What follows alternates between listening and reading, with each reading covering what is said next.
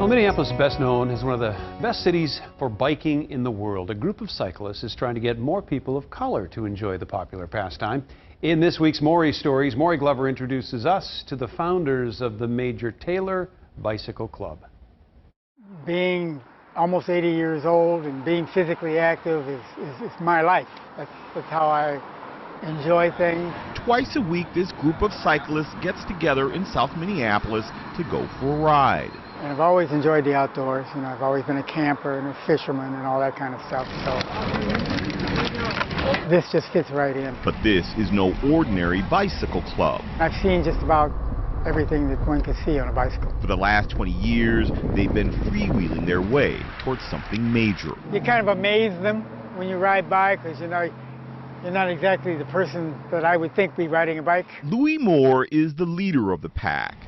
He's been cycling for most of his life. The freedom, the ability to be able to do things, set goals for yourself while you're riding, just being out in the air, being out in the sun, just being a part of an environment that just makes life worthwhile. He co-founded the Major Taylor Bicycle Club back in 1999 after he and Walter Griffin trained 3 black women for an AIDS ride from Minneapolis to Chicago. They had so much fun when the riders returned, they decided to shift gears and make their temporary group a permanent one, becoming the first black cycling club in Minnesota. I don't think we thought of it as a black cycling club at first. It just kind of ended up that way. I think when we initially started, I believe 6 of us were riding probably up Chicago here or 4th.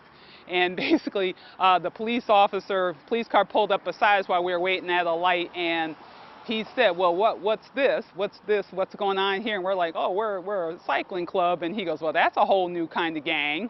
And then they drove off, and we were like, okay. The club is one of 60 around the country named after Marshall Major Taylor, the first African-American to become a world champion cyclist in 1899. He won 117 races out of 163. So that's a very high percentage. He was very strong, very fast. Set a land 1-mile speed record, and he was a historical figure because he had to fight, you know, racism and discrimination. That probably was something we couldn't even believe now, what he had to deal with in the late 1890s and 1900s. Their goal is to encourage the black community to get physically active as a way to improve its overall health and wellness. So many of our people have these debilitating diseases, heart disease, high blood pressure. We want to show them that there's another way, you know, and overweight, obesity. And so when they look at us, then we set an example for them. Even though the club was started by a group of African Americans, its members range from black to white to everything in between. And there's more than a little gray.